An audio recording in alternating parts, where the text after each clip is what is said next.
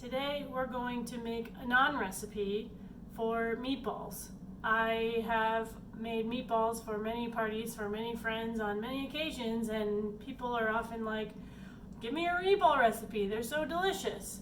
The good news is you never need a recipe to make meatballs. They are the easiest thing you can make, and it's a great way to use up little odds and ends of things that you have hanging out in your fridge.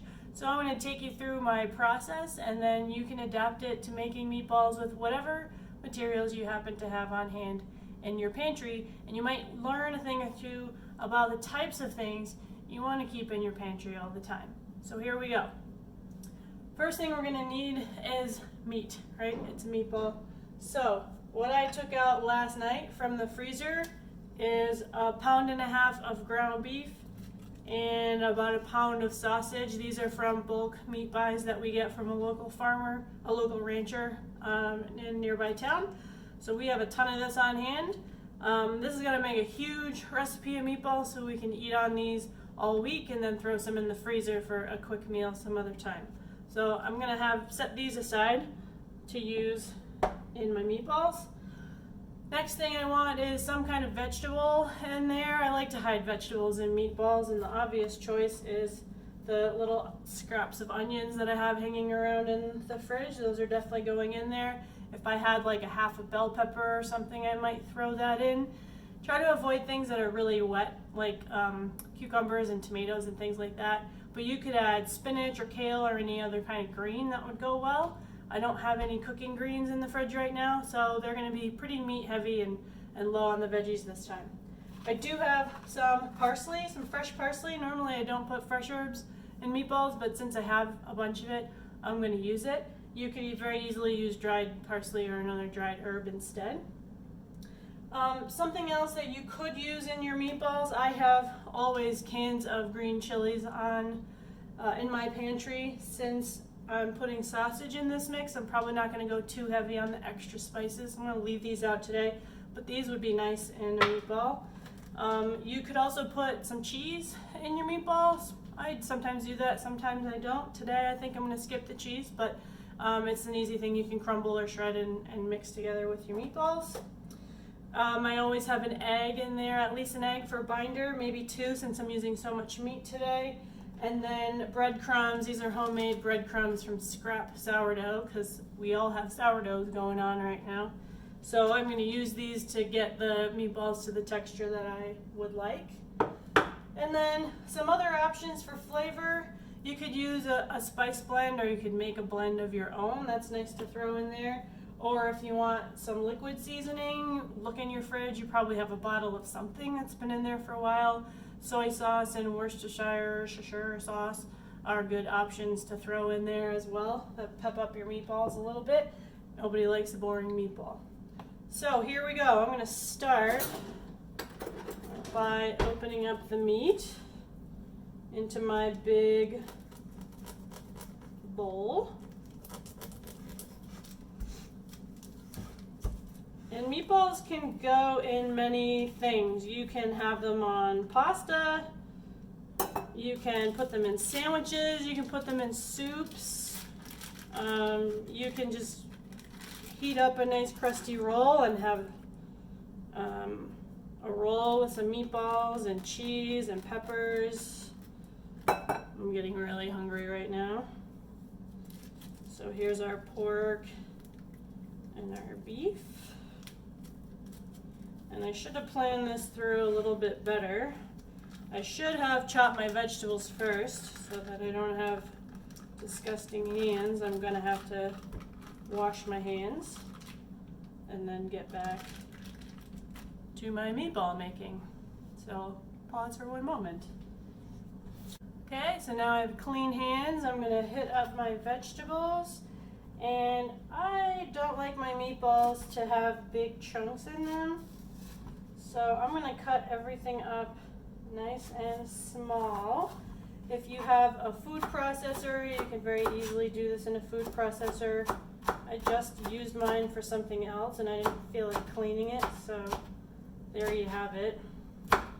We're going to hand chop this stuff instead.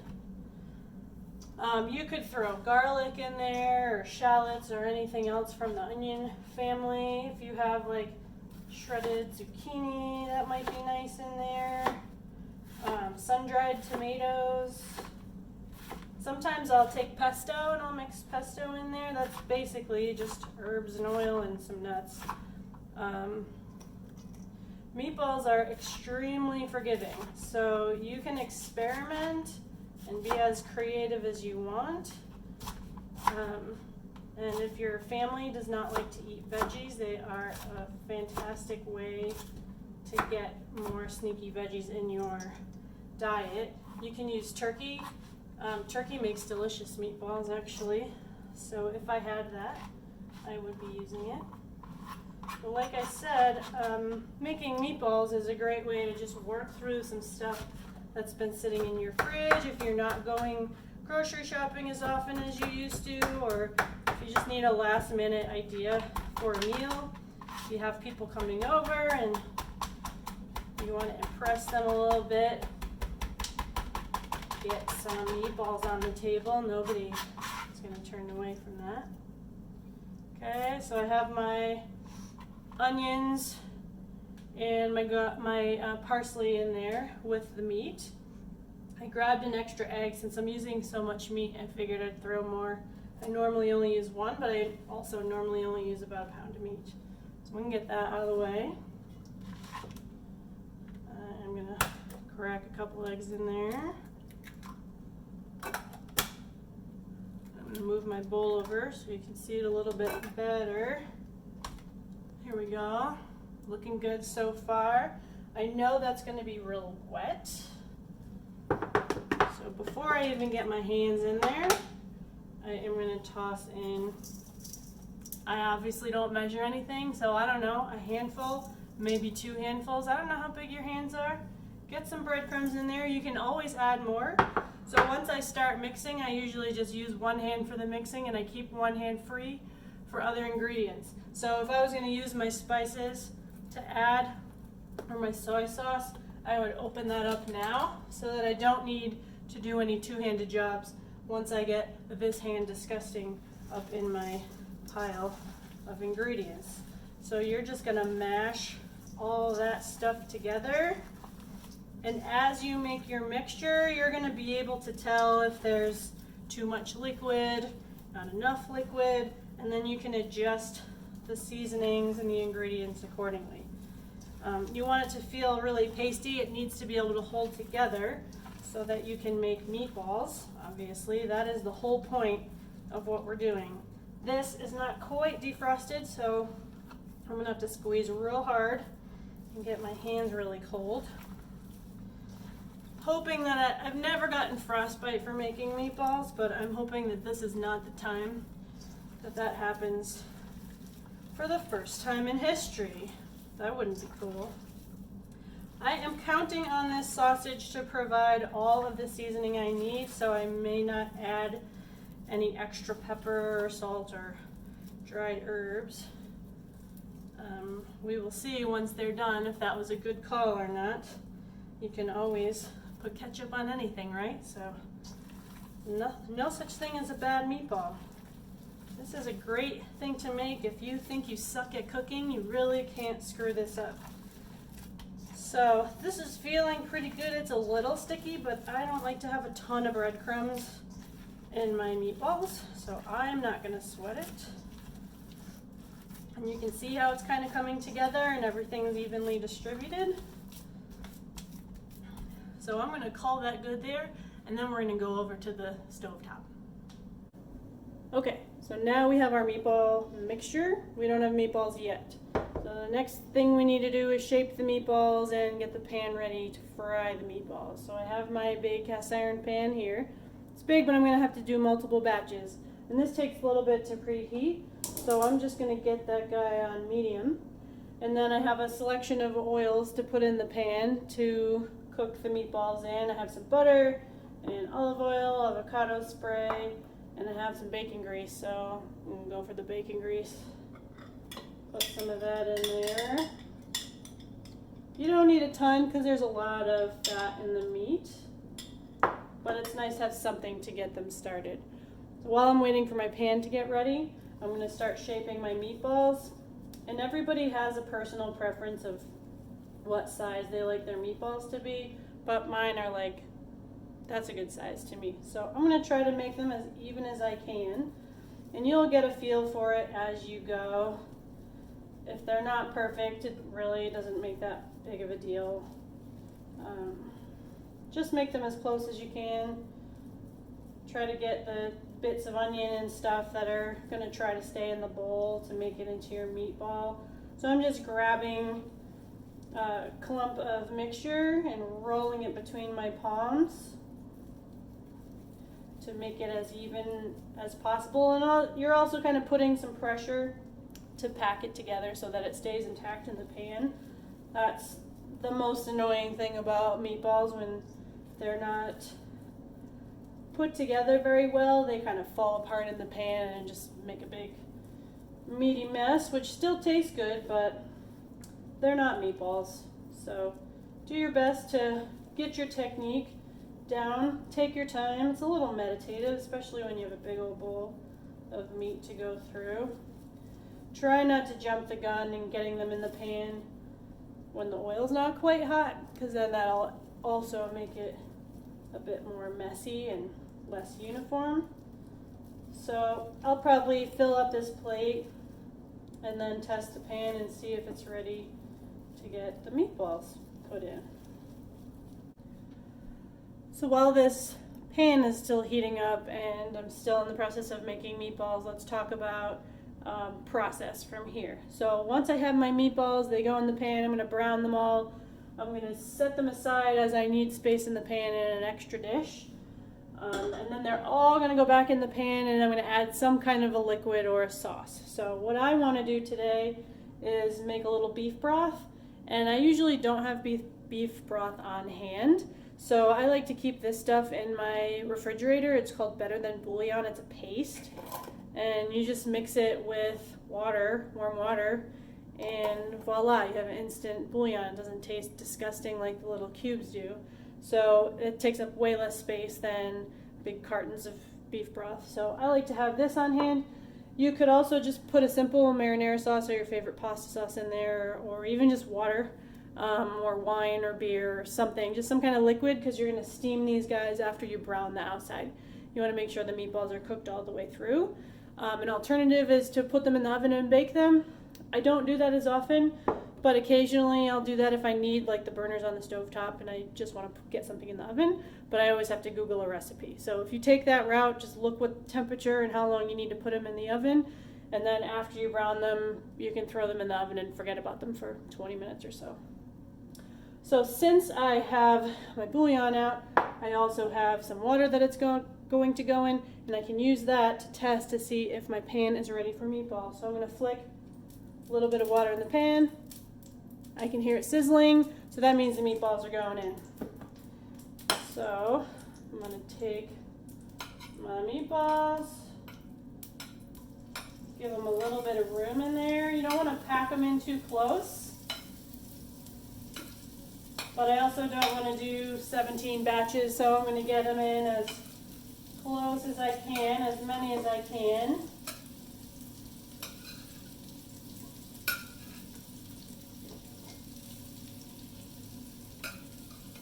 And you're going to want to move them all around right away. Let them sit there for a minute. Let them brown on the bottom before you do anything.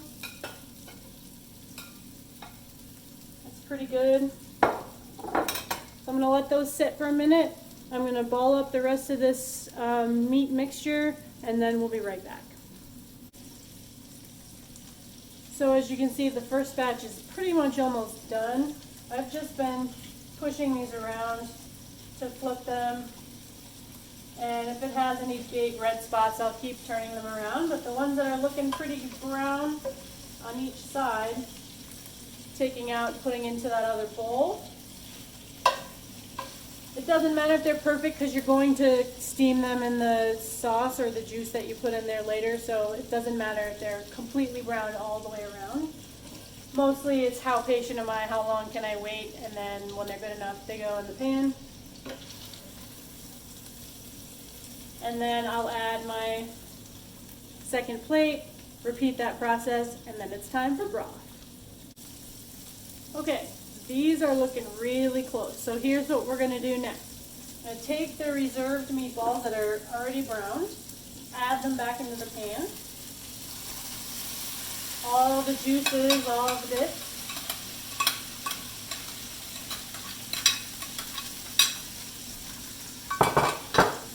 And then we're going to add our liquid. So the directions on the Better Than Bouillon say to add boiled water and stir it and blah, blah, blah. And I never do that because I can't be bothered. It's going to boil in the water. So I take a generous spoonful. There are actual measurements on the bottle if you care. I always guess. Stir it around in some tap water at whatever temperature until I feel like I'm bored with that, and then kind of slide it off the spoon. Dump it in my pan. It is going to spread itself out because that is how these things work. Even though it kind of looks like a weird blob right now, it's fine. So I want enough water to go around the bottom of the pan and create enough steam to cook these meatballs all the way through. So to help wrap that steam, I've got a nice big lid, put on top. I'm going to turn the temperature down so it doesn't boil over. And then we wait. In the next step, to make sure your meatballs are cooked, you're going to need a meat thermometer. So you can grab that out and then finish the glass of wine that you've been nursing this whole time. Enjoy. Okay, so I think my meatballs are ready. What I need to do though is check them with a meat thermometer to see if I'm right. So I'm going to open this up, and you'll see it's really hot and bubbly in the middle and less so on the outside. So I like to check the outside meatballs to make sure they are at temperature. The safe meat temperature for pork and beef is 165. So as long as they're all hitting 165,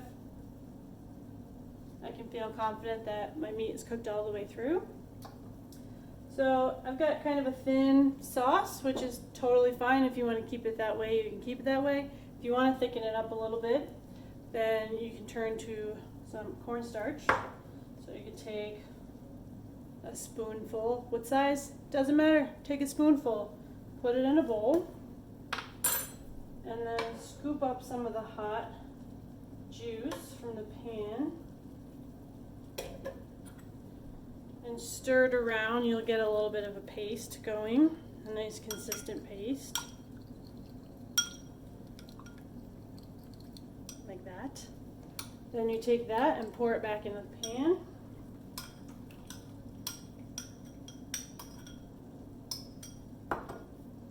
Let that get together and heat up. I might throw the cover on for another minute or so. Let that thicken up, and then you'll have a nice sauce with a little more substance. In the meantime, I made some rice earlier, so I'm going to have my meatballs over some rice that's got green peppers and garlic and parsley in it. Seems like a nice base for some meatballs. And then once these guys are done,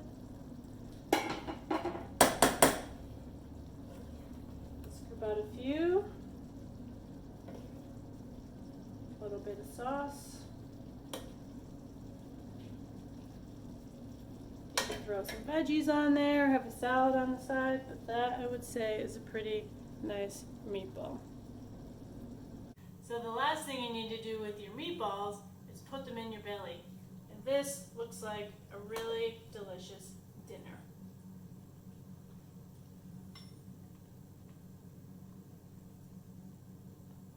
If there are any left over, you can store them in the fridge or in the freezer, let them cool, throw them into Ziploc bags or freezer containers and store them for long-term use, but I have a feeling you're going to go through these pretty quickly.